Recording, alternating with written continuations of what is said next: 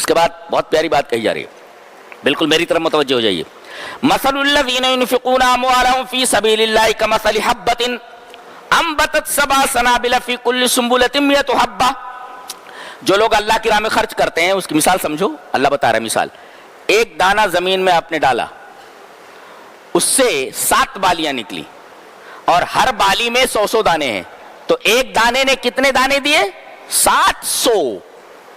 اللہ فرما رہا ہے، ایک مفسر نے اس پر بڑا اچھا لکھا ہے، کیا کہتا ہے؟ ھذا عطاء المخلوق فکیف بعطاء الخالق. ایک مخلوق ایک کے بدلے 700 دے سکتا ہے. ایک مخلوق ایک دانہ ہے جو ایک دانے کے بدلے 700 دانے دے سکتا ہے، تو اللہ خالق جب دینے پر آئے گا تو ایک کے بدلے کتنا دے سکتا ہے؟ ھذا عطاء المخلوق فکیف بعطاء الخالق. ایک دانہ 700 دانہ دیتا ہے، یہ مخلوق ہے، دانہ مخلوق ہی تو ہے. اب بتاؤ خالق جب دینے پر آئے گا تو کتنا دے گا؟ اندازہ لگائیے. فکیف بعطاء الخالق. بہت پیاری بات کہی گئی ہے چیز، اور اللہ تبارک و تعالیٰ کی صفت بھی بیان کی گئی، واللہ واسع علیم. اللہ تو وسعت کے ساتھ دینے والا اور جاننے والا ہے، کس کو کتنا دینا چاہیے یہ اسے علم ہے، اور اس کے خزانے میں کوئی کمی نہیں ہے، بڑا واسع ہے. اس کے بعد کہا گیا، یہ تو فضیلت بتائی گی، یہ بتانے کے لیے کہ اللہ کی راہ میں زیادہ سے زیادہ خرچ کرو. اب آدمی نے خرچ کر دیا، کہتے ہیں کہ اگر 4 چیزیں پائی جائیں تو صدقے کا کوئی فائدہ نہیں ہے، انفاق فی سبیل اللہ کو کوئی مطلب نہیں. ایک تو ایمان نہیں ہے تو صدقے کا کوئی فائدہ نہیں. دوسرے ایمان ہے مگر دیا ریاکاری کی وجہ سے، دنیا کو دکھانے کے لیے، صدقہ ضائع ہو گیا. تیسرے احسان جتا دیا، احسان جتا دیا، صدقے کا کوئی مطلب نہیں، صدقہ ضائع ہو گیا. اسی طریقے سے تکلیف پہنچا رہا ہے اس کو، اذا، اس کو تکلیف پہنچا رہا ہے جس کو پیسے دیے ہیں. تو اگر یہ 4 چیزیں آ جائیں تو صدقہ بالکل بیکار ہو جاتا ہے، صدقے کا کوئی مطلب نہیں. جی، صدقہ ضائع ہو جاتا ہے. لہذا اگر آپ اللہ کی راہ میں خرچ کریں تو 4 چیزیں نہیں ہونی چاہیے. ایمان تو ہے، ریا نہیں ہونا چاہیے، اور احسان نہ جتائیں، اور چوتھے آپ اس کو تکلیف نہ پہنچائیں.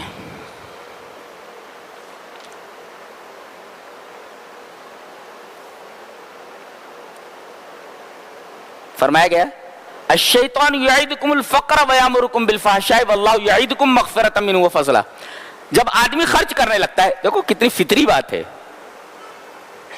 آدمی کچھ ایسے ہوتے ہیں کہ چمڑی چلی جائے مگر دمڑی نہ جائے، خرچ نہیں کرتے. وہ ڈرتے ہیں کہ کہیں غریب نہ ہو جائیں، غریب نہ ہو جائیں. تو الشیطان یعدکم الفقر، شیطان تم کو غریبی سے ڈراتا ہے.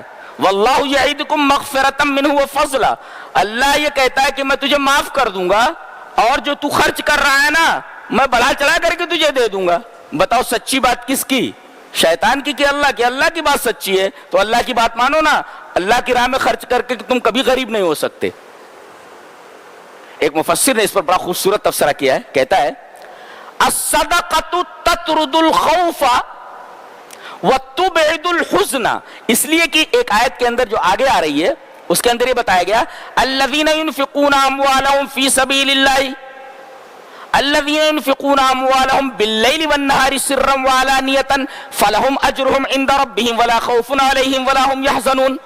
جو لوگ اپنے مالوں کو رات میں خرچ کرتے ہیں اور دن میں خرچ کرتے ہیں، چھپ کر کے خرچ کرتے ہیں، اعلان کر کے خرچ کرتے ہیں.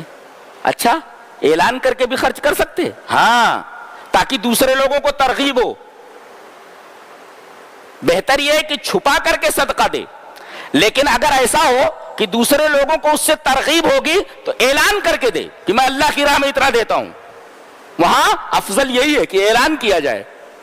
تو کہیں افضل ہوتا ہے سرن دیا جائے، اور کہیں وقت ایسا ہوتا ہے ترغیب کا وقت اگر ہے تو اعلان کر کے دیا جائے. اس کے بعد کہا جا رہا ہے فلہم اجرہم عند ربہم، ان کا اجر صدقہ کرنا اللہ کے پاس ہے. اللہ اکبر. اور اللہ جب دینے پر آئے گا، جب اجر اس کے پاس ہے تو وہ اس کے بدلے میں کتنا دے گا اندازہ لگائیے آپ. اب سوچ بھی نہیں سکتے کتنا دے گا. ولا خوف علیہم ولا هم یحزنون.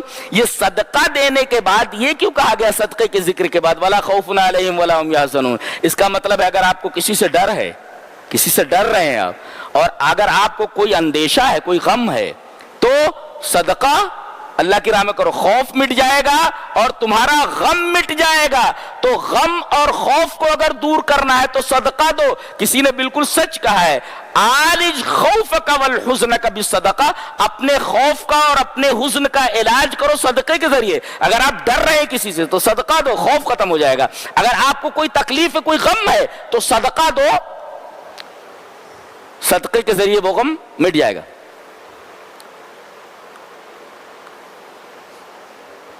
اس کے بعد کہا گیا کہ سود جو لوگ کھاتے ہیں قیامت کے دن اس طرح اٹھیں گے جیسے پاگل ہو، پاگل، کل مجانین یا کل مسرور، جیسے مرگی آ رہی ہو۔ مسرور مانے جس کو مرگی آتی ہے، مرگی آتی کیا سنگا، جوتا سنگاتے نا، تو مسرور کی طرح جس کو مرگی آتی ہو، یا مجنون کی طرح۔ یہ مجنون پاگل کی طرح کیوں اٹھائے جائیں گے؟ اس لیے کہ پاگل ہو رہا تھا یہ دھن کی دھن میں، دھن کی دھن میں باولا ہو رہا تھا، یہ